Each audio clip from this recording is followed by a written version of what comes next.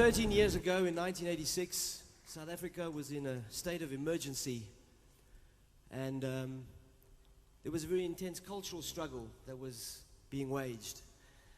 And we were part of that, and this is a song that we wrote for truly one of the greatest South Africans in history, Nelson Mandela, and we'd like to open the show tonight with a tribute to him.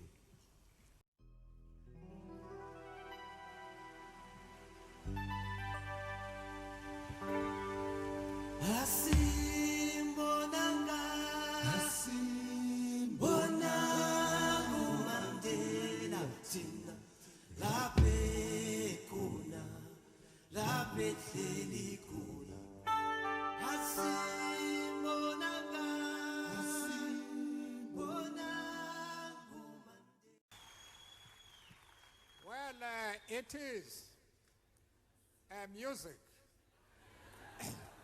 and dancing that makes me at peace with the world.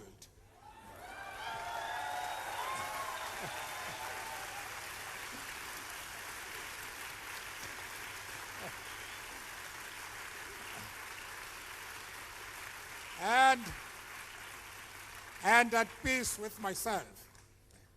But I don't see much movement at the back there, you know? I would like us to join. Let's just repeat. Let's just repeat it.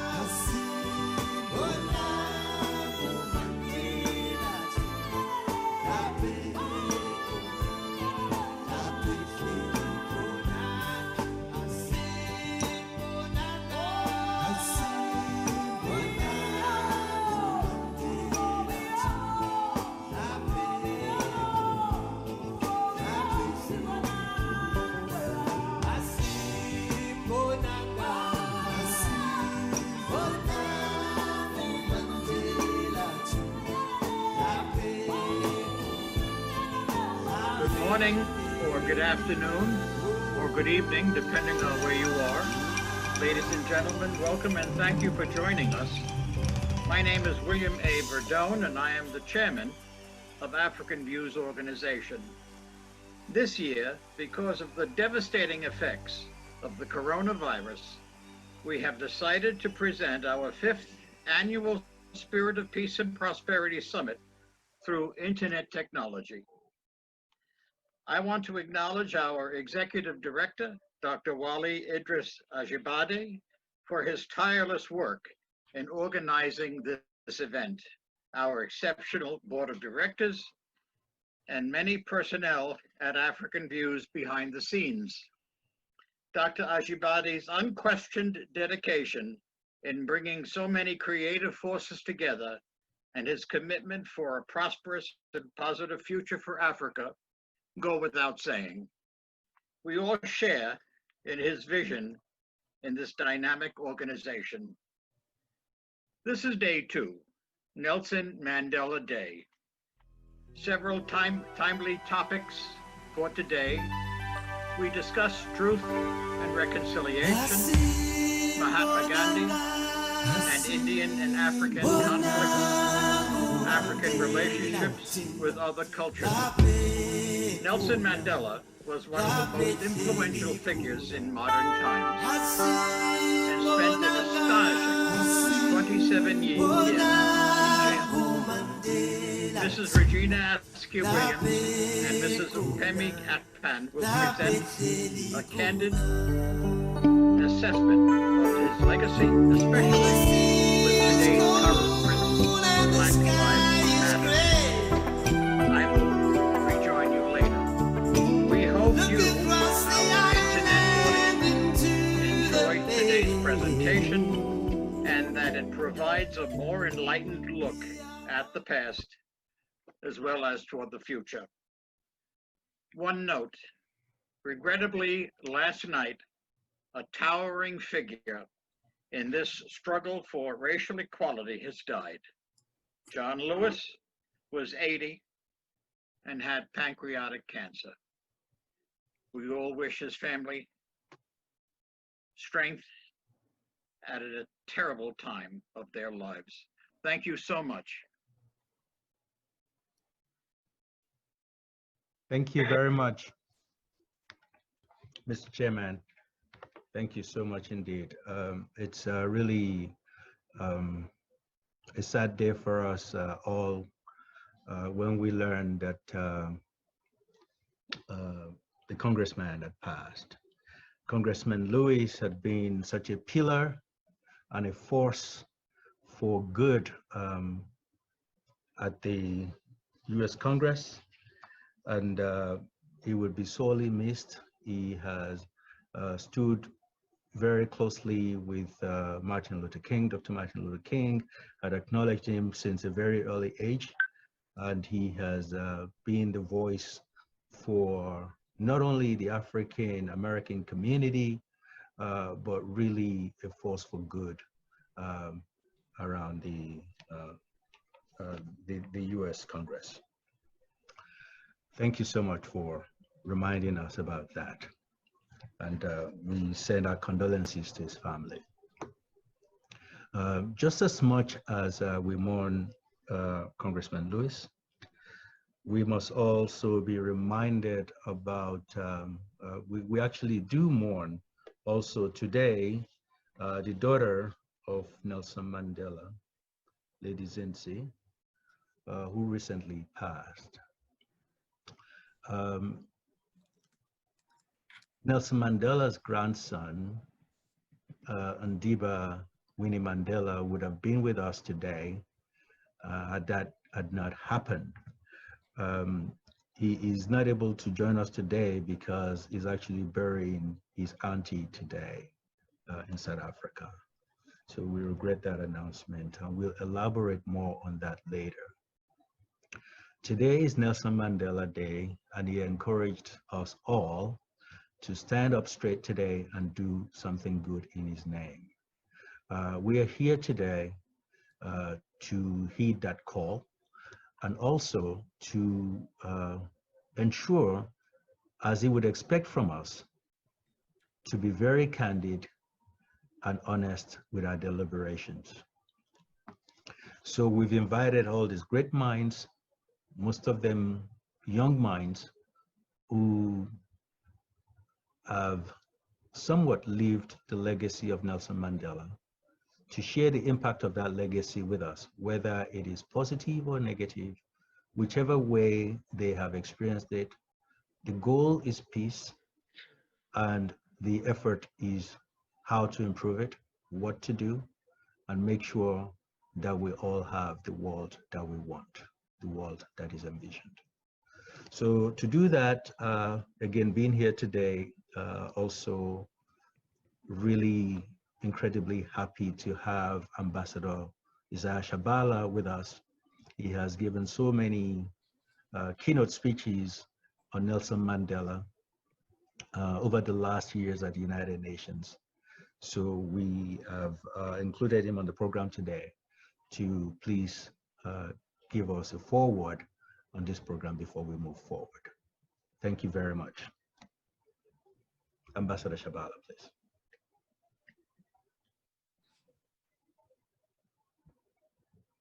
Remember to unmute, sir. Ambassador still muted. Good to see you. Good. Hello. We can hear. Good. Thank you very much, my brother, Dr. Ajibade.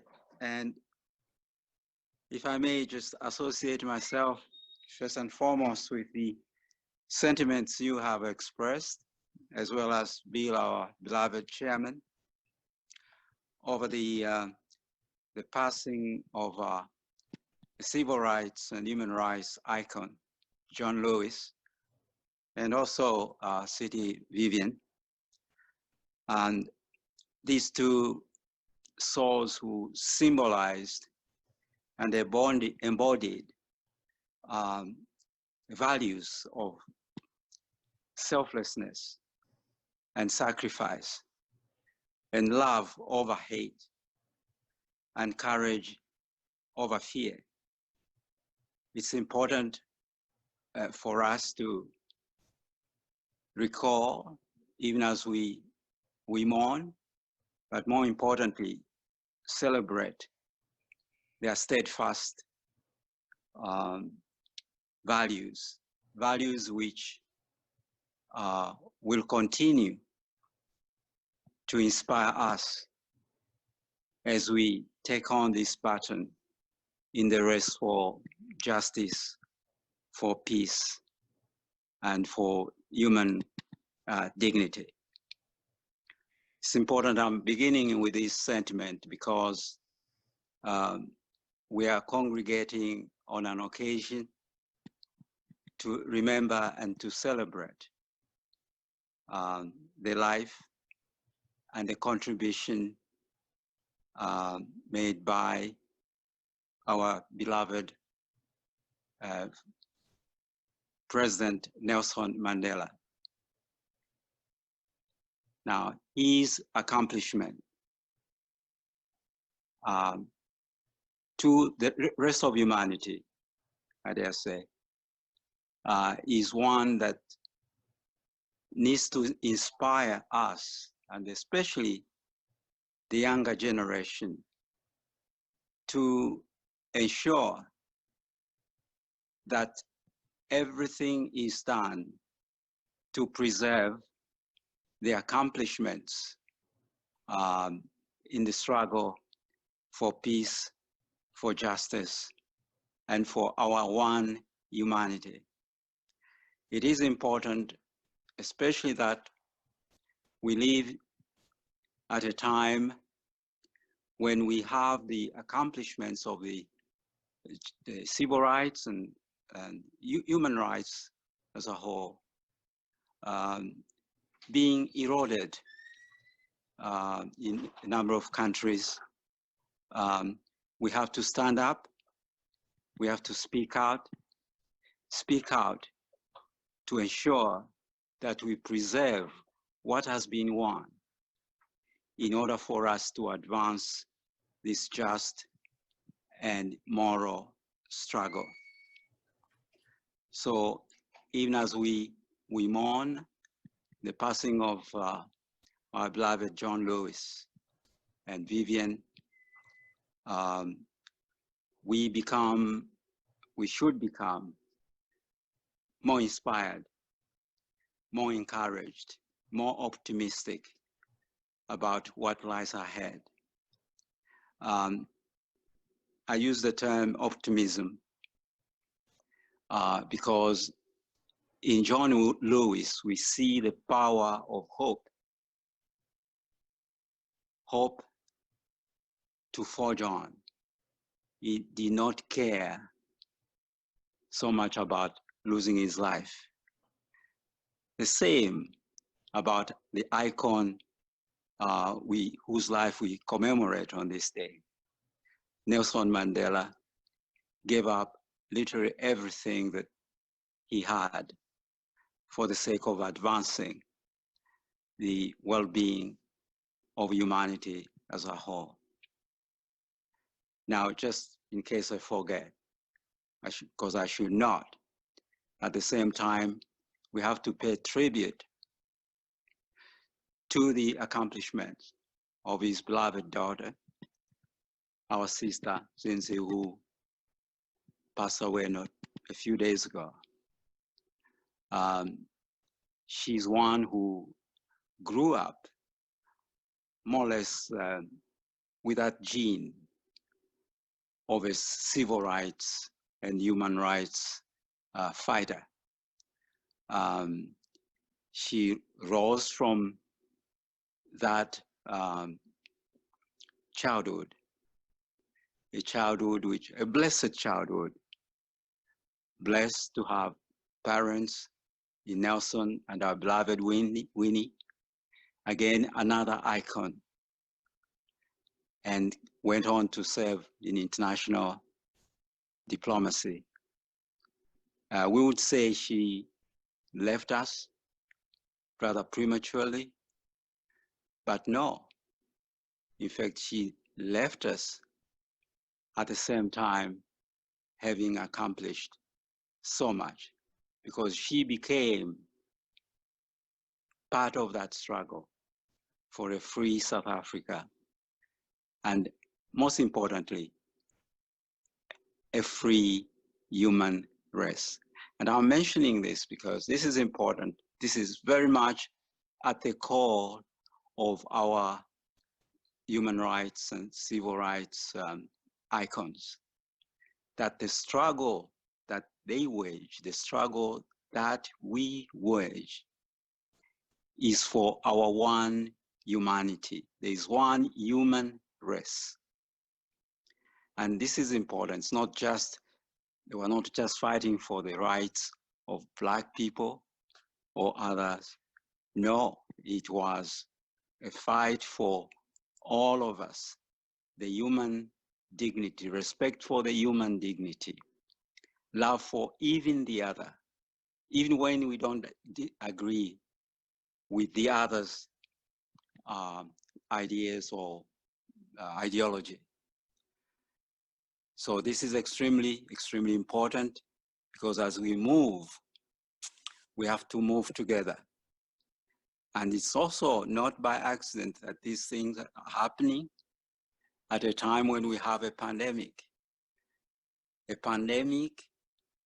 which knows no boundaries and whose devastating impacts affect all.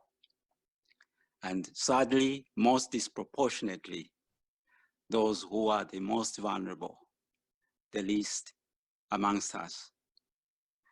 So the pandemic does not discriminate, just as the struggle for justice and peace, which Nelson Mandela, Winnie Mandela, Zinzi Mandela, C.T. Williams, Vivian, and John Lewis, and other icons fought and died for.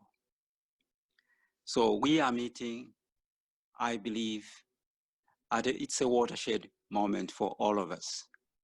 In a sense, we have been, especially meeting in a pandemic era, we are being called back to the roots, to our ancestors, to confer with our ancestors, and for us to be even encouraged, energized by the wisdom, the values, the spiritual, moral values, in order for us to wage and advance the struggle which ultimately should serve to bring us together to make this world a better and brighter and more beloved world.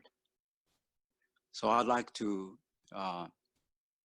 conclude with those brief remarks.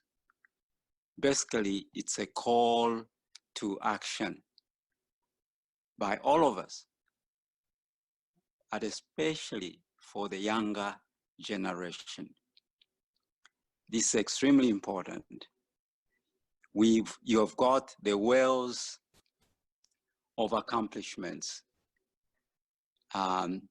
left us or bequeathed to us, but by the icons we commemorate, like Nelson Mandela and those who have just passed on, like Louis and Vivian, Zinzi. You have these are deep wells. We have nothing to rediscover, basically. The solutions, the well-tested, what works are there for us. But what we need is to manifest that will. Political will, the will to forge on and to resist any attempts anywhere, any acts of injustice, regardless of who the victims are. That's extremely, extremely important for us. So we know that the young or youth demographic is predominant globally and in most nations. Talk of Africa itself, perhaps the largest youth demographic in the world is in Africa. So we are calling on our African youth and the youth of African descent everywhere to rise up, to speak up, to speak out, to stand your ground. You have so much to be proud of in terms of what our ancestors did and accomplished. Stand up with pride. Don't let anyone tell you, oh, you are African. Tell them, ultimately, everybody came out of Africa. But the accomplishments of our ancestors, the wisdom, their moral and spiritual courage, their values, those values which have served to sustain Africanness, African unity, those we have to be harnessed. There is no excuse at all. And we have to make this, continue to make this a global struggle, persistent, lifetime struggle. Why? Because, most importantly, it's founded on what is right. It's founded on those moral, you would even say spiritual foundation. When you stand for what is right, then you have nothing to be afraid of. You lose fear, the sense of fear. You move on. That is the core. And this core has become even stronger in light of the pandemic that we are going through. The pandemic which highlights the injustices, the inequalities, the disparities of our human condition. It's very clear now in terms of what is it we have to do? What is the right thing, the just thing, the fair thing to do? We have no excuse. So let's grab this opportunity, ensure that even as we come out of this, we don't know for how long this pandemic is going to be with us, but let's not even resent. Let's embrace the moments and ensure that we take advantage of the opportunities that the challenge presents for us. So once again, thank you very much, and I wish this very, very extraordinary meeting of the spirit and of the peace and prosperity the greatest success. Thank you. Thank you very much. Thank you. Very inspirational. Thank you, Ambassador. Thank you. Thank you. All right. I think I will be taking it from here. Once again, I welcome everybody to day 2 of the 5th annual Spirit of Peace and Prosperity Summit on Nelson Mandela International Day. This has been brought to you by African Views, and today we honor and recognize the spirit of Ubuntu, which is being our brother's keeper, which is recognizing our common humanity, reaching across aisles of our differences to rise together as in one brotherhood, okay? All right, my name is Regina Askia Williams. I'm a New York-based family nurse practitioner, and I am so honored to be among the co-hosts of today's monumentous event. And my other co-hosts include Isaac Como. Isaac Como is a renowned South African television and radio host, and We have also Upeme. Upeme is a lawyer, and I think she's Nigerian in the diaspora. We also have Remy Alapo, Dr. Remy Alapo, who is coordinating this whole program technically for us today. We welcome you all. And please comment in the comment box to our audience. We welcome you from whatever part of the world you're watching us from. Make your comments in the comment box, ask your questions, and our panelists will do their best to answer your questions, okay? Today, we wish to explore the impact of Nelson Mandela's legacy on the Black Lives Matter movement, okay? So in recent times, the issue of racial inequalities has been held up in our faces, more so by the recent event on the passing of George Floyd, when the whole world stood together as one to decry such injustice. And the recurring decimal of their pledge was no justice, no peace. Indeed, there can never be justice if there can never be peace if there is no justice to any group in the society. So the Black Lives Matter movement has been has been committed to creating a world free of anti-Blackness, okay? They have been working to create a world where Black people have a social, economic, political power to thrive, okay? They have been working to create a world where we respect and celebrate each other's differences, okay?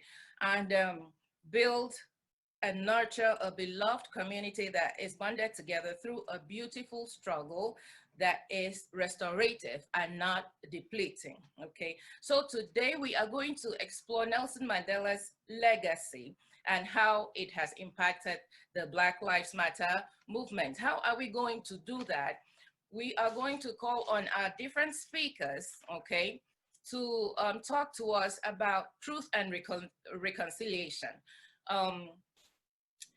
We can only start to heal when we truthfully look at our situation and truthfully own up to the problems, you know, that plague us, and truthfully find a way to reconcile, reach across the aisle, reconcile. That is the only way we can move ahead. So today we want to open the platform for our speakers to take us through a discussion on truth and reconciliation. We would also explore Mahatma Gandhi and the Indian-African conflicts. We will talk about China-African friendship and conflicts. We will also look at the African-Libya experience with the emphasis on dealing with the African relationships with cultures and communities across the world, okay? Domestically and across international boundaries. How does the legacy of Nelson Mandela help us do this? To put this in perspective, we will look at, you know, Nelson Mandela's life, what he was able to accomplish, how he was able to accomplish those things, the issues he fought against, and how they correlate with the issues we are experiencing today, okay? So, the summary of all this is because we're working, we believe that every single one of us has a voice that deserves to be heard. We deserve to make a decent living wage. We deserve to go to good schools, and we deserve to be treated fairly by the criminal justice system, okay? So we're going to explore all those issues, talk about them, and try to suggest solutions on how we can move forward from here. Okay, at this point, I think I would like to have my other co-hosts say something before we really open into having our speakers talk to us, okay? Can I have Dr. Isaac Como come on and say something? Introducing my co-host, Dr. Isaac Como. Hello, Dr. Como. Did I pronounce the name right?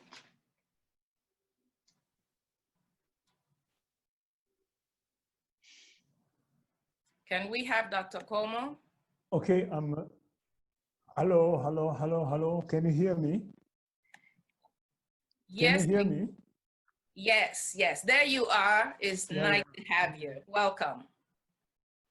Okay, thank you. Thank you for inviting me. Thank you for actually introducing a very interesting subject, a very controversial one.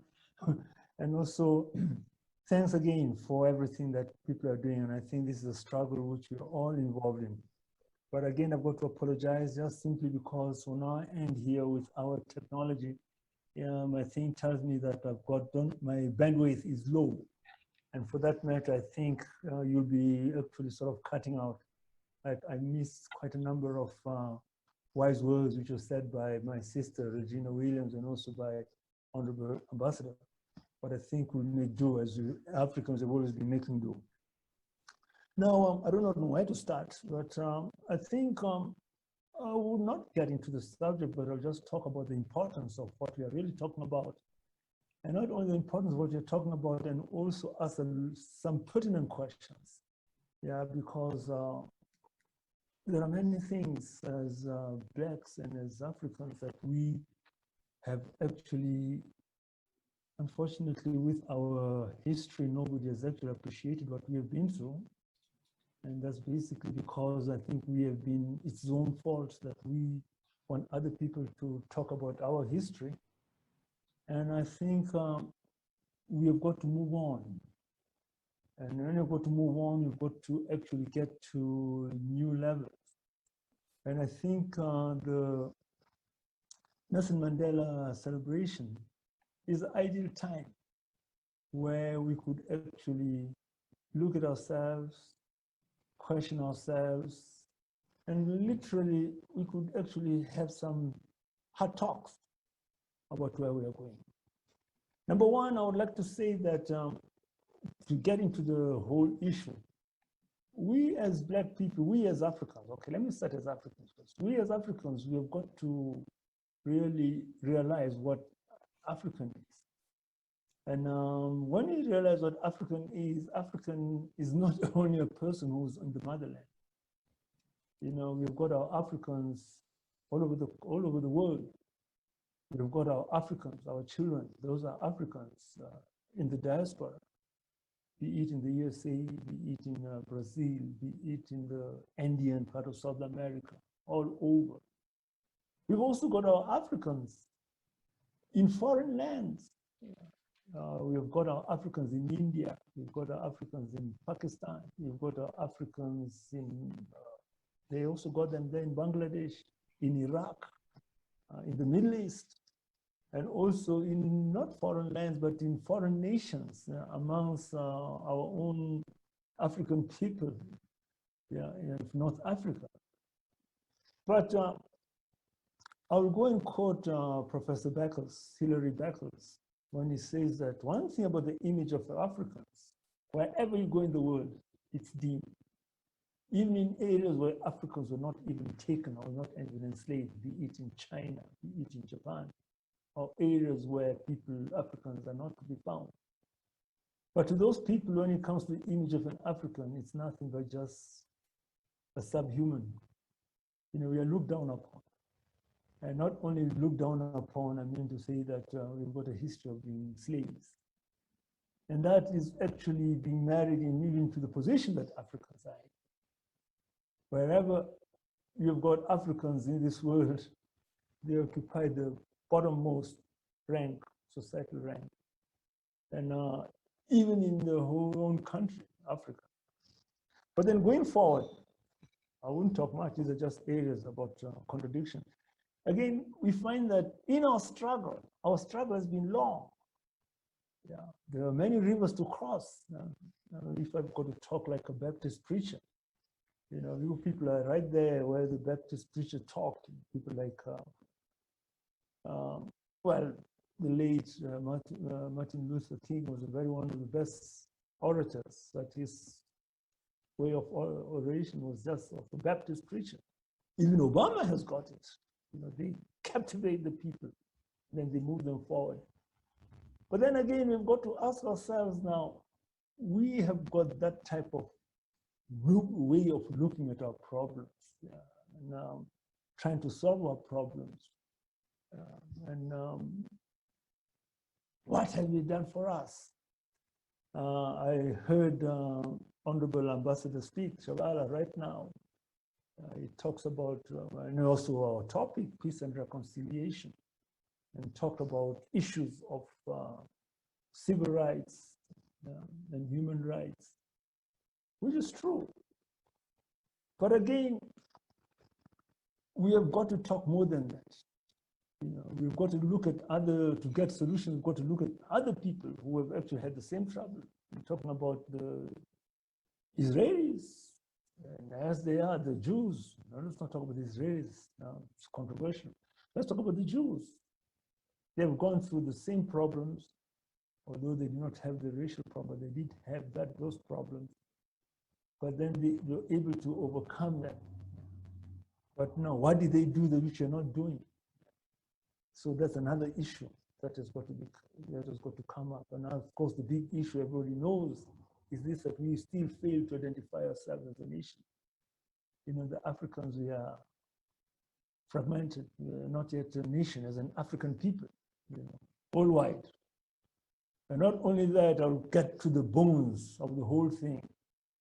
Is this that we fail when it comes to us fighting for our rights, because we fail from the icon himself. You know, when I talk about the icon, I'm talking about the late Nelson Mandela. He did a big job.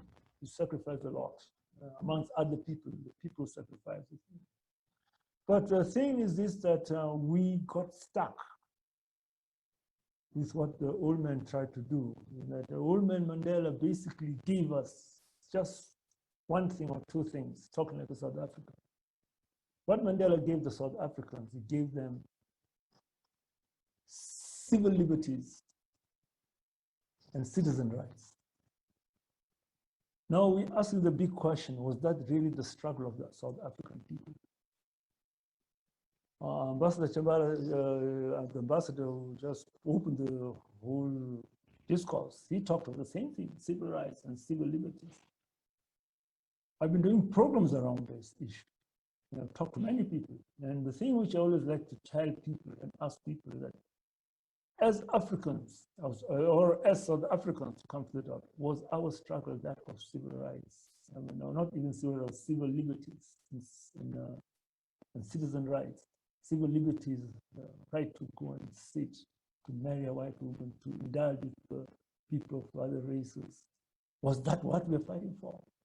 I tend to tell people that is a relevant struggle. It was a relevant struggle for the Black brothers in the States.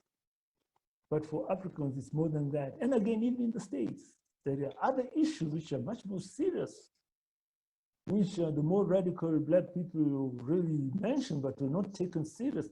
But I think we need, as Black people, now to come to that new level. Because the world is getting fragmented. And when it's getting fragmented on sectarian lines. It's getting segmented on racial lines.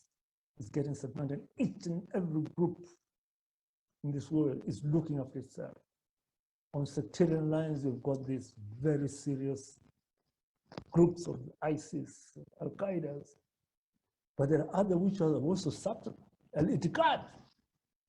Al-Itikad, it's another very serious thing which is actually got people like, you got countries like Turkey, Qatar involved, and they've got bigger plans. You've got the GCC countries. Those are Arab countries, and they've got plans to dominate the Africans, to dominate the African resources. The Chinese have got plans. Now, we Africans, what are we coming up to counter all those? Are we still going to talk about reconciliation? Why don't we look inward and form this big African nation, which is going to look after itself, its children, its grandchildren, and its resources? I think that's what we need to actually look into. Thank you for attending. Thank you so very much for that summation. Thank you. We indeed look forward to a robust discussion on some of the problems you have mentioned, because indeed we need to be cognizant of those facts. Now, we have another very brilliant co-host, and I would like her to say a few words before we go over to Mr. Shabaka Kanbam to talk to us about recognizing the few truths in the problems that plague our society and, you know, talk about how we can go through to solve some of those problems. I would like to have our brilliant co-host, Dr. Udeme Akpan, to say something. Upeme Akpan to say something. Upeme, please, the floor is yours for right now. Thank you. Greetings. Upeme Akpan Okun speaking. Thank you very much. On this auspicious day that we are celebrating icons of peace, icons of unity, I would like to throw some light on the Global Peace Index of year 2020, which was released by the Institute for Economics and Peace. That peacefulness has declined 2.5% since the year 2008. This means that there is a global decline in peacefulness. And there's something that we can do about it. We can do something about it. We know these problems that plague us. We talk about the solutions, but it's time for us to act. So on this epochal day, I extol the peace efforts of the noble Mr. Nelson Mandela because he exemplified peace through reconciliation. Also, I eulogize the great Mahatma Gandhi for his non-violence advocacy. And so as we gather to discuss on these issues that are germane to our progress as humans and our progress to a better future, I would ask us to focus on how we can be committed to mediation, dialogue, and reconciliation. Because if we look at the peace-building concepts about human rights, conflict, violence, and peace, they're all interrelated. If we study the sequence of violence, we'll notice that we can together develop the strategies for peace and non-violence. And when we talk about youth, they are very instrumental to a peaceful future, because when we build today's peace builders, they are able to pass on a legacy for tomorrow's peace builders. And so let us strategize, let us collaborate, let us seek ways that we can ensure that there is durable peace, not just peace for today, because peace is not just an event, it's a process. Let's strategize for durable peace in our society, in our world. The power of individual action cannot be overemphasized. The power of collective action cannot be overemphasized. And so I would like to refer us to the words of Peace Pilgrim, one of the quotations I love so much, that when you find peace within yourself, become the kind of person who can live at peace with others. Let us find out the root of violence in all its ramifications. When we discover the root of violence, we are able to identify, address these problems between and among all those involved and prefer solutions. And so as we gather, I thank the participants, I thank the organizers, I thank everyone, the peace builders, the youth, everyone who is united in this great cause. Let us forge on. Let us act towards a peaceful future, and together we can achieve. Happy deliberations and enjoy the conversation. Thank you.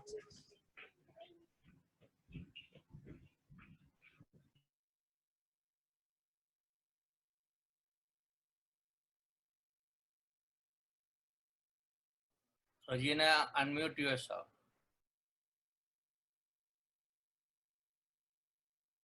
Excuse me, Regina. Please unmute yourself.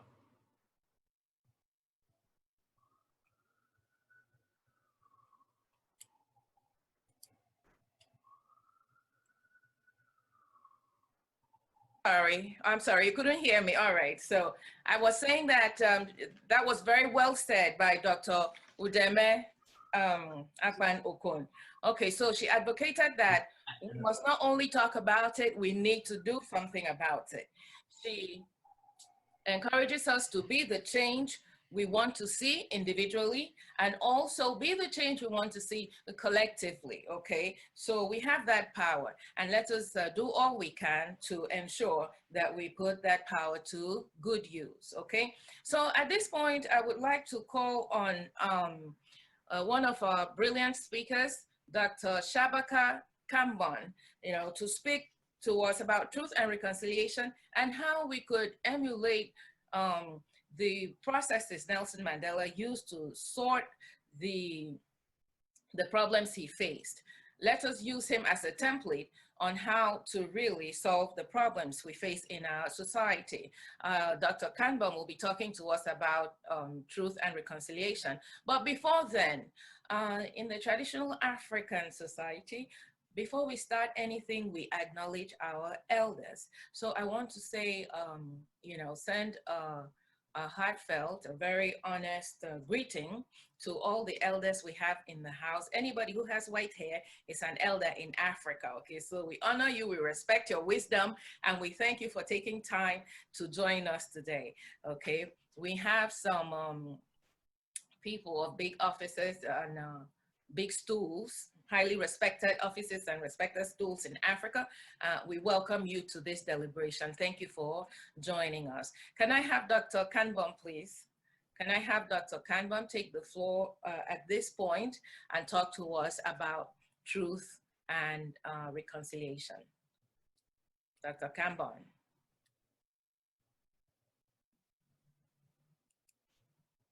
Dr. Kanbon?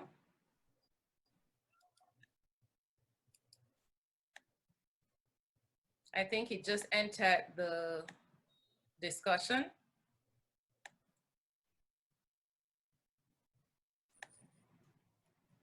Start your video, please, Dr. Shabaka Kambon.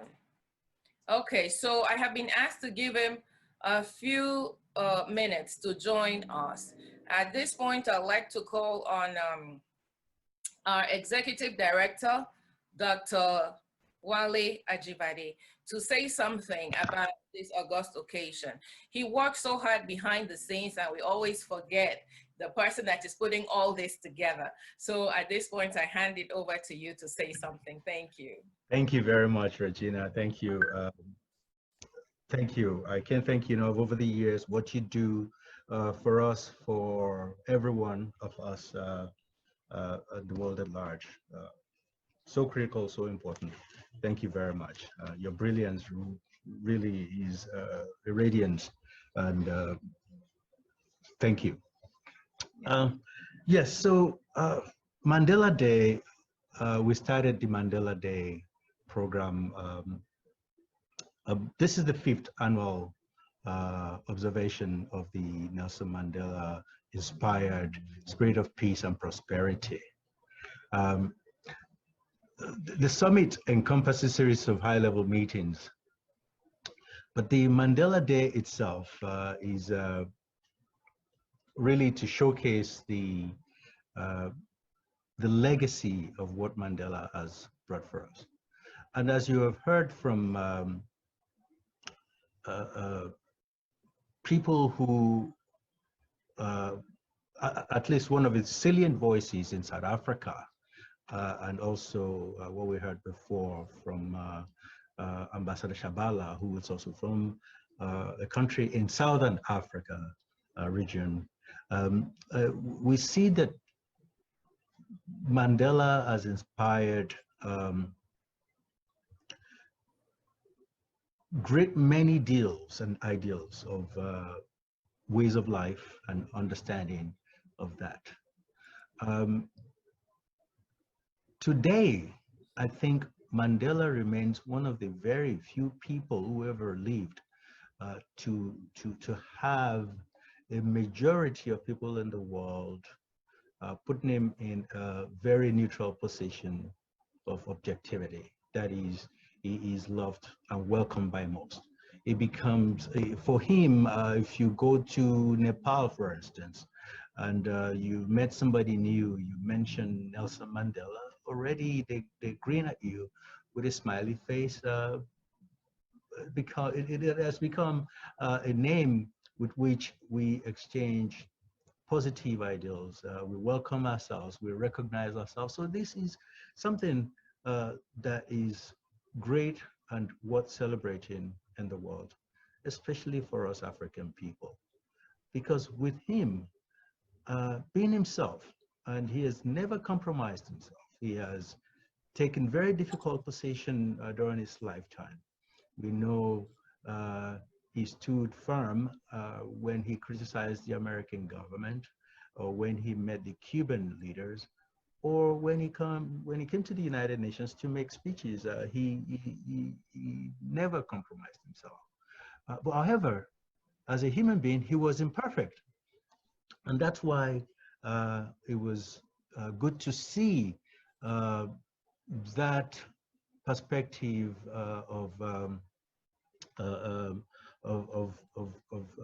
from Mr. Isaac Como, how many South Africans felt also about Nelson Mandela. I know that Mr. Como has so much to say, and I hope that he will be able to touch on those areas as we go further into this discussion.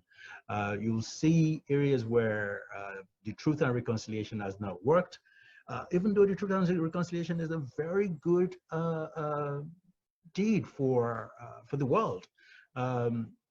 It is materializing in many places. Many countries are using it positively to their ends, and we have embraced this idea, and we continue to promote it. However, in the South African experience, it didn't serve the justice that it was intended to do, and it didn't serve the remorse. It didn't bring much of the expected much of the expectations by South Africans, especially because, as we know, South Africa is still having a great deal of challenge in many areas of life, especially prosperity in the African communities. So I'm sure Dr. Honorable Como will mention more about this later. But I just want to again, use this opportunity to talk about the opportunity that he brought to the table. When an individual like this rises up, there is some kind of surrealism that surrounds them. In Mandela's case, I don't know if many people are aware today, but this Madame Zinzi was not his first child to pass away so suddenly unripe. His son, I believe his first son, passed away also on the same date that Madame Zinzi, his third daughter, passed away. This caused a lot of concern for me personally, because it sends a signal that the world needs healing and that Mandela's legacy is of great importance that must be further explored. So this coming together is as important to elaborate that it is really a spiritual convention, and that's why we want honesty and we want candor, so that we can grapple with the right handles. So as mentioned today, we'll be talking more about truth and reconciliation, the challenges with the African community, with other cultures, with some focus on the experience and the debate that is going on in many silos, especially African intellectual silos, about the legacy of Gandhi. And we see we've invited some friends from India to explore that with us together today. And we're also going to address the China issue the host has mentioned, Lady Regina Askia Williams. So again, we have all these materials on the table, and we have many friends who have come from near and far to support this. So I believe that I filled in some time for Mr. Cambon, and if he's here now, he can take the lead on this. Thank you very much. Thank you so much, Dr. Wale. Thank you so much for that. And if Dr. Cambon is not ready, we could go ahead and call on Enrique Huerto. Enrique Huerto was with us in the preliminary meeting, and then he made a very interesting and touching submission. So if we don't have Dr. Cambon ready, we could go ahead and speak with Enrique Huerto. I mean, we have Dr. Martin Luther King at the backdrop of our presentation, and he said, we can either rise together as brothers or perish together as fools. One of the problems we have facing us in the African community and in the Africans in the diaspora community is the problem of social injustice, one, and then the process of racial injustice. It is important that we're able to reconcile the divide between Africans and Africans in the diaspora. You say African Americans and Africans in the diaspora. I would like Enrico to come and talk to us about his experience of being Black in Brazil, the injustices they face there, and what he suggests that we could do about it. And then we could, you know, extend the solutions he professed to how we can use that to help ourselves individually and collectively. Do I have Mr. Enrico Huerto? Enrico.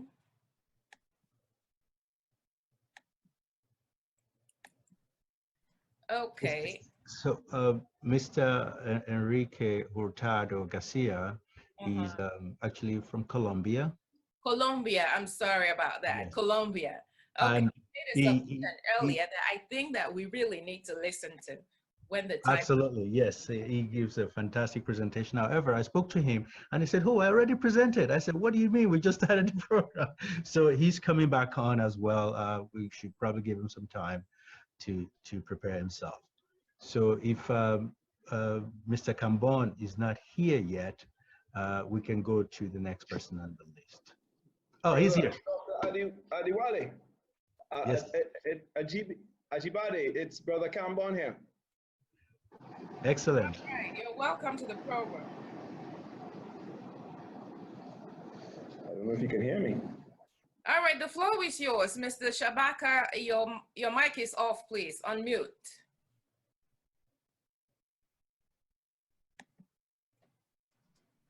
Unmute, please, and go ahead and speak with us.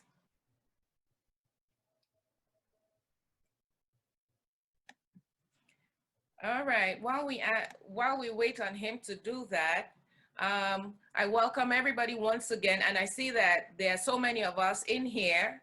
There's so many of us in here. So we would like to hear from whoever has something to say as pertains to the topic we are discussing at the moment, you know, to say something while we wait for our speakers to be able to join us, okay? So if we can talk about some truths we need to face up to, some truths we need to recognize on social injustice and how to reconcile the Africans so we can work collectively together. Because trying to sort out our problems in silos, you know, power is spread thin and it does not make an impact. But when we come together and work collectively to solve our problems, we make a better or a stronger impact. So do I have somebody in the house? I see Ms. Terry Hines. Would anybody want to talk about the social injustice we should recognize, you know, in the African communities and African communities in the diaspora? Hello, Terry, I just got your message. Would you like to speak to us?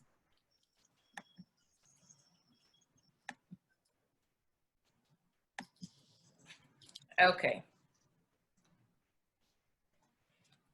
All right, so, oh, I see that Mr. Kamban is here. Unmute your mic, please. All right, my sister, can you hear me? Yes, we can hear you now.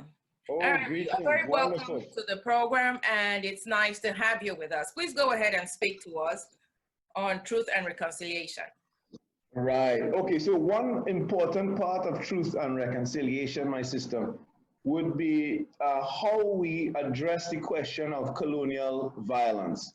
And that's where my group, the Crossroads Freedom Project, comes in the Caribbean area. We feel that our ambition for the future and is incompatible with the way that we are, with the values and the people that we are celebrating in our public spaces across the Caribbean. And so I'm going to try to give you a sense of, in this short presentation, some of the work that we're doing, and perhaps afterwards we could have some discussion. At the center of our work is a Caribbean scholar and intellectual from Martinique, a revolutionary playwright, a brilliant man called Frantz Fanon, who is no stranger to those on the continent. He said, imperialism leaves behind germs of rot, which we must clinically detect and remove from our land and from our minds as well. He is the man behind our document. What is really at issue here is the perversion of the term heritage. Our dereliction of duty as an independent people to choose who is fit and proper to be celebrated in our public spaces. Our embrace of a historically forged ethos that gives space and even preeminence to the vilest historical figures without ever interrogating the true atrociousness of their actions and their repercussions over time is sad. In 2017, we launched nationally the Crossroads Freedom Project with 3 campaigns. The first, which has already made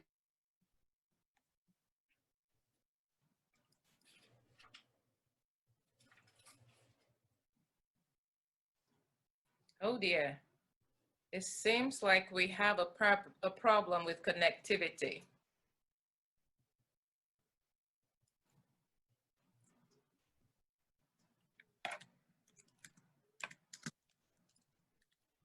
Hello?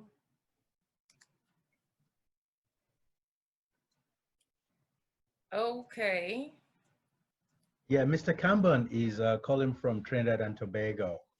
Okay. Sometimes the internet can be patchy as we know, in many developing countries, including in Africa and the Caribbean.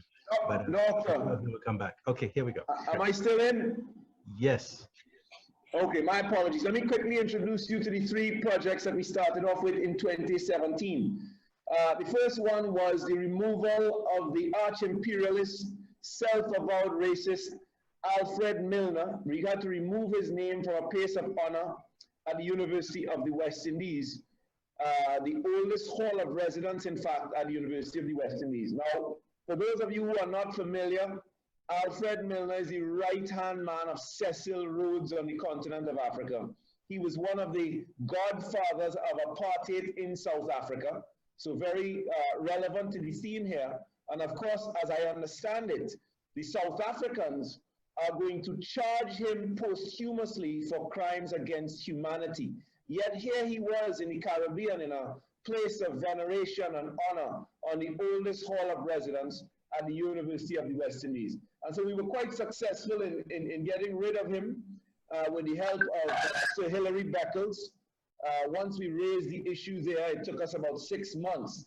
The other 2 campaigns that we launched were one called No Loyal Slaves. And this one is particularly interesting to anybody who wants to understand the way the Caribbean operates in the 21st century. No Loyal Slaves targets unhistorical and misleading and psychologically damaging narrative prevailing at a what we would call a forced labor camp or slave estate here in the Caribbean. So in my country, there's one place that you would go to learn about the period of enslavement. So all our children, hundreds of them, thousands of them annually, would go to this particular place. It's the only properly constituted aspect or place where you could view that history in my country. You know, there are many slave estates here, but many of them have been left. Oh dear. Oh dear. We keep having that problem of connectivity. All right, so when he's able to rejoin us, we will get him to finish his presentation. Can my other co-host make a comment on what the last speaker just said? Yes, I'm so sorry that this about the internet. I have no idea what's going on. My apologies. But I'm quickly, this is a really sad story. If you want to learn about slavery in Trinidad and Tobago, you will visit an estate where the slave master and his wife are honored as illustrious, and the people they worked until death are regarded as further dehumanized by the description as loyal slaves. So we thought that that was an abomination.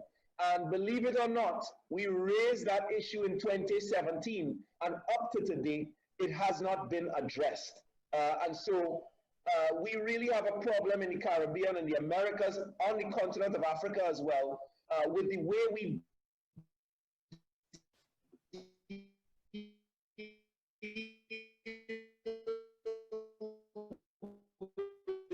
colonial violence, and that has a huge impact in so many different ways. I can't get into it. That is, of course, Columbus must fall. Columbus is what I would call the most sacred ritual of colonialism in the Caribbean. It's the first myth that we teach our children at 7 years old, that this man sailed the ocean blue. In Trinidad, the narrative, the myth is imbued with all kinds of Christian elements. He was a pious man. He knelt down to pray, and when he looked up, he saw 3 hills. And of course, in that moment, he gained inspiration and named the country the Trinity after Trinidad from the Trinity, and we were blessed ever since.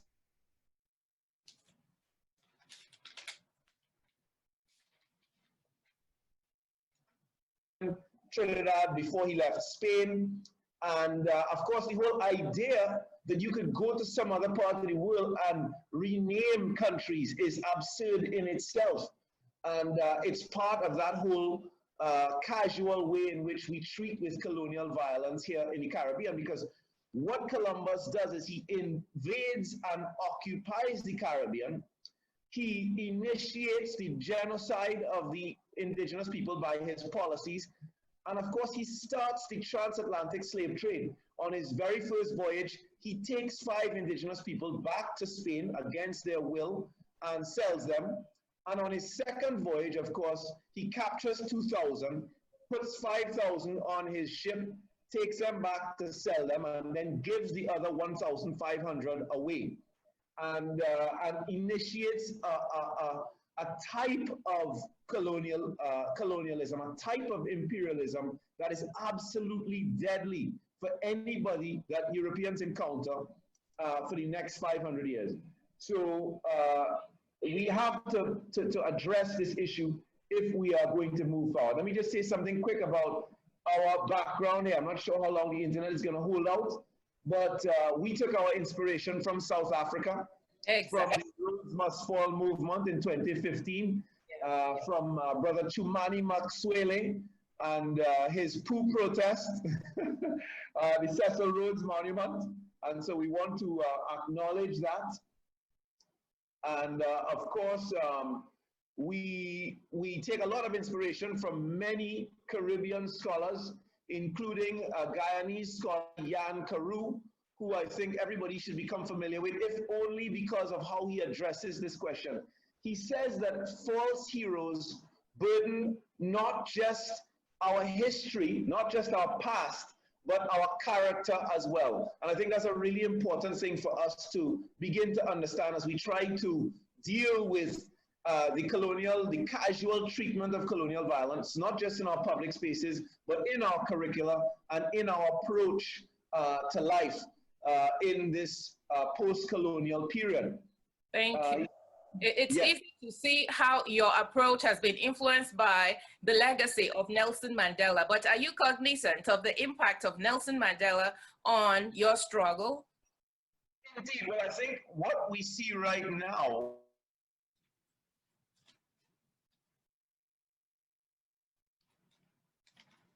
Okay, looks like the internet is not going to cooperate with us.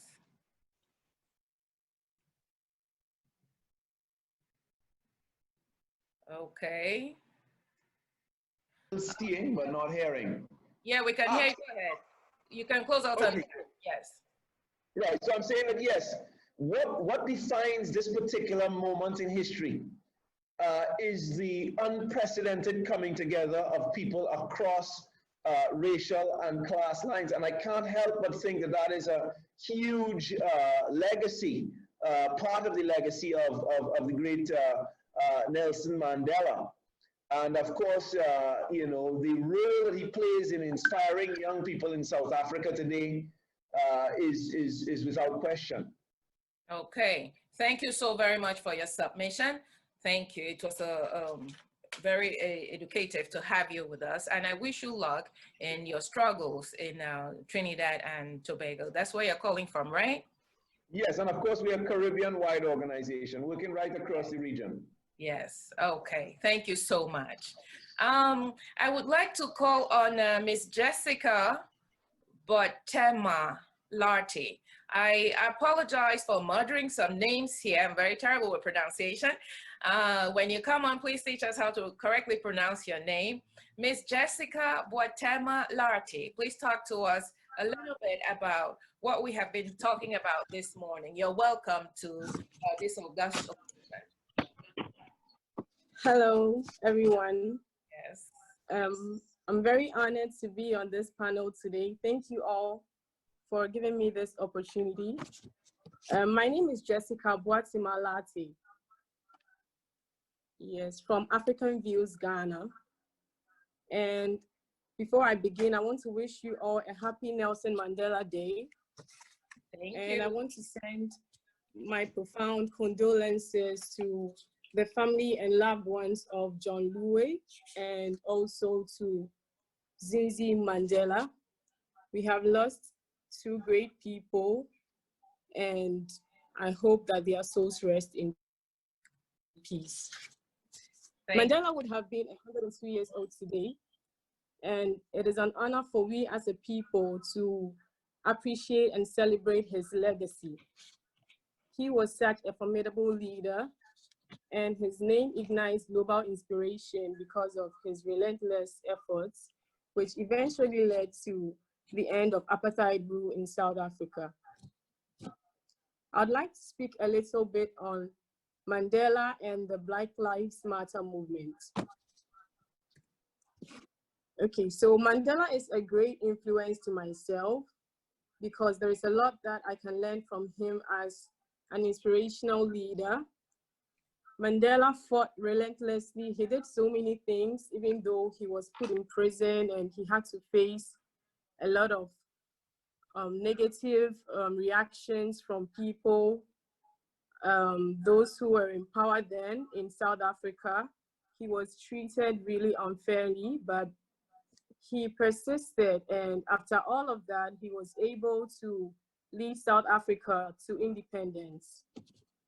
So he's a great influence to myself, and I believe to everyone around the world who is facing oppression or any form of injustice, because we know that no matter how hard things may seem, we are always equipped to do the impossible.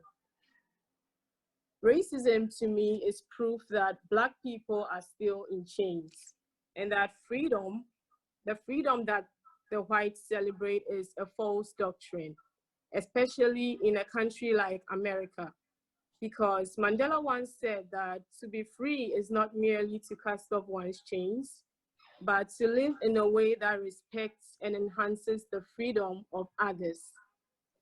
Africans around the world have been deprived of this freedom for a long time, and we are treated unfairly. We do not even have basic human rights in some parts of the world. So I believe that that makes it look like we do not have total liberation, and we cannot call that freedom if we are not treated with respect.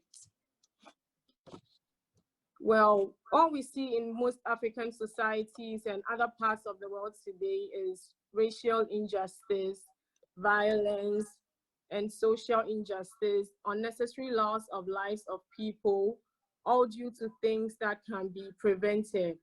As human, if you ask me, I believe that Juneteenth should even be more celebrated than the 4th of July, because that is when true Africans had real freedom, and not the 4th of July when Africans are still being treated wrongly in places all around the world. And I think that this is why it is really important and imperative for every one of us to resonate with the Black Lives Matter movement, because Black people have been deprived of our rights for a very, very long time. And it is time for us to fight back and be given the peace, and then we are supposed to be given back what we deserve as humans, to be treated fairly and equally. Absolutely. And I believe that people should not be treated based on the color of their skin, but out of the content of their character. MLK, yes. Many people shouldn't have to die and lose their lives before we see the light. It is time for us to fight as a people for each and every one of us around the world, so that the world can progress and we can be united and live together as people who love one another. All right. We have to fight for the lives of our Black brothers, our sisters, mothers, our fathers, and all our relations who have lost their lives to police brutality and any form of violence because of the color of their skin. May all their souls rest in peace. Amen. Amen. We have to fight so the world does not see people in colors, but as individuals, and only judge by the content of who they are as a person. According to our leader, Nelson Mandela, who was a phenomenal example for all of us, no one is born hating another person because of the color of his skin, or his background, or his religion. People must learn to hate. And if they can learn to hate, then they can be taught to love. Yes. For love comes more naturally to the human heart than its opposite. Yes. This means that the Black Lives Matter movement should be a process of learning to accept the value of people's lives, and unlearning all the toxic traits that we have and the debilitating things that we do that makes us less human. And we have to fight against the existing racial differences amongst ourselves. Yes. Okay. I believe that the change starts with each one of us as individuals. Absolutely. Because without changing each and every one of us, we have to first change ourselves from our minds, our hearts, and then before we can think of extending that change to other people. It is quite unfortunate that today, Black people around the world are fighting against each other instead of fighting for each other. We have examples like the xenophobic attacks that happened in South Africa. And even here in Ghana, we had this war which went on for over 20 years. It was called the Kukumba-Nunumba conflict, which was also known as the Guinea Fowl War. And it was just a disagreement over land disputes. And unfortunately, because of this war, more than 2,000 lives were lost. And also as a result of that, more than 150,000 people were displaced. And it is only a pity that Black people should treat each other this way instead of trying to uplift each other. Also, we have the problem of ethnicity.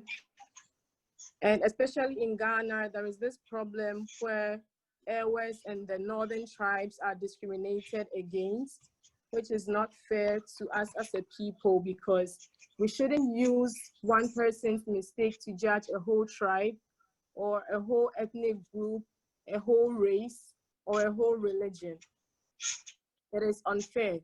And if we can push the Black Lives Matter initiative aggressively, we must endeavor to fix our own problems back at home before we can preach peace and we can preach love to other people to accept us as Black people just the way we are. Yes. Also, I believe that Mandela stressed on the fact that there is no true freedom if poverty exists. So as a people who are trying to find solutions and solve the problems of the world using the Sustainable Development Goals, we should be able to find ways and means of making sure that there is development on our African continent, which will eventually spread globally. That way, we'll be able to promote change and development, and that's eventually going to lead to all of us being liberated, and it's going to lead to a progressive world. Because if we are in poverty and we are deprived of many things, it will cause us to be reliant on other people, and we won't have self-reliance as a people. But once we are able to create and bring about developmental projects and other initiatives that will develop the Black community and Black countries all around the world, then it is going to help us to be dependent on ourselves, so that we don't have to depend on other people who will treat us anyway or in inhuman manners. So this is why we need to put in efforts as Africans to make sure that we move forward as a people, and the Black Lives Matter movement is one that is going to help us to progress. So I entreat each and every one of us to put in what we can to make sure that Black Lives Matter is spread all around the world globally. From wherever we are, we should make sure that we are doing something to support the movement and not just leave it to those in the West or those in America alone. Thank you so very much. Thank you. These are deep truths coming from our young people. Our young people are so politically conscious, and we appreciate that. And I hope you're going to hang around with us, because we are going to have members of the audience make a few comments on your speech, and yes, also please. ask a few questions. Okay. I'm talking about Dr. Remy Alapo. Dr. Remy, I would like you to make a few comments on Jessica's speech. But before I come to you, Dr. Remy, I would love to call on my co-host, Isaac, Dr. Isaac, to make some comments on the submission that was made by Shabaka from Trinidad and Tobago. Can I have my co-host, Dr. Isaac, to make a few comments on the submission that was given by Shabaka Kambon from Trinidad and Tobago, notably the people that were venerated when they should not have been. Please speak to us on that. Thank you. Thank you to everybody for some lovely inputs. And thank you to Brother Shabaka. Unfortunately, Brother Shabaka, there was a lot of, many things were cut off. I could not hear a major part of his speech, but that's nothing. In fact, what he said will resonate, and I like the way he actually went. And he quoted Professor Hilary Beckles, whom he really called Sir Hilary Beckles. He was knighted by the Queen. He's a tower, Professor Beckles. And what he's actually come and actually talked, I actually referred to him in my original thing. But what I'm going to say is,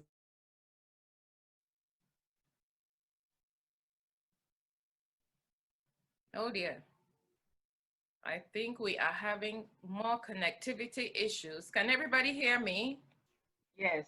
Okay, it looks like we have lost Isaac Como briefly. When he comes back, he will continue with his submission. Hello, are you back, Dr. Como? Okay, Remy, make a few comments on what Jessica said, and then I will call on Enrique Hurtado, and also after Enrique, I will have Olivier Nkengurutse say something. Olivier is from Burundi and Rwanda. Enrique is from Colombia, and Shabaka, who spoke earlier, was from Trinidad and Tobago. We had a submission by Jessica Watema. Please say a few words about that, Dr. Remy Alapo, and I will find Enrique to make his submission. Thank you very much, Ms. Regina Askia Williams.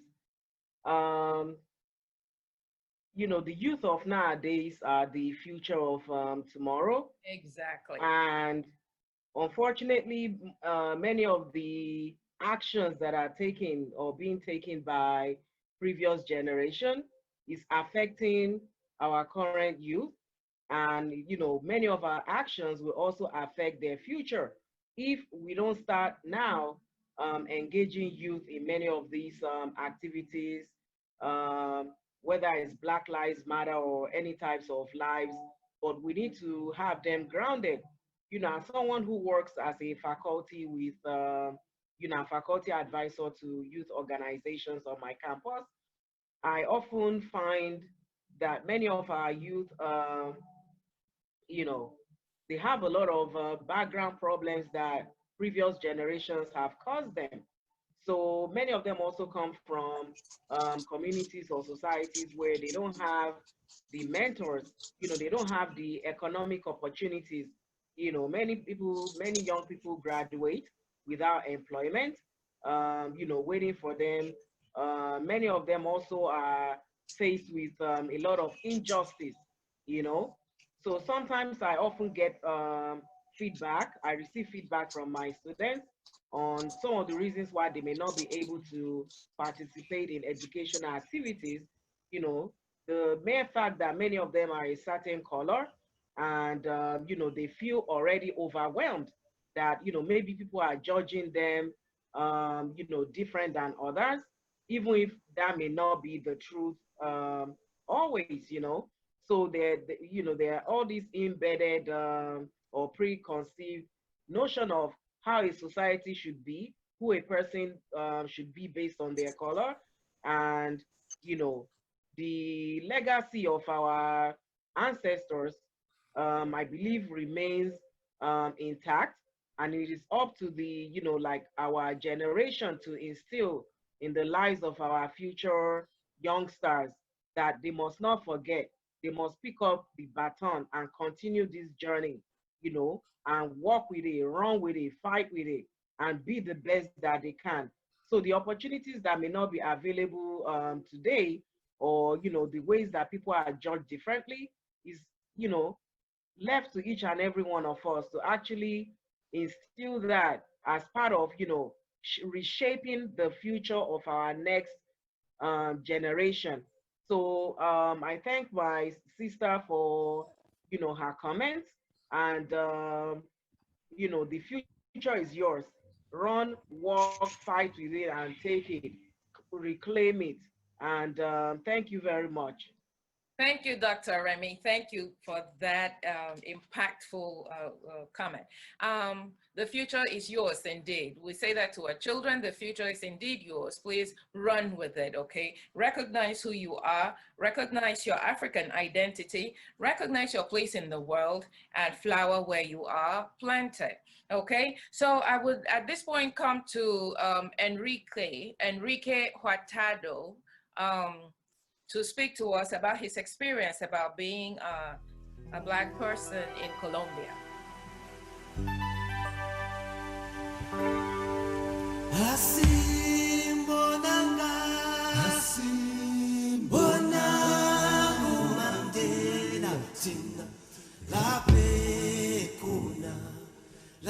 behleli khona asimbonanga uMandela thina laphe khona laphe behleli khona.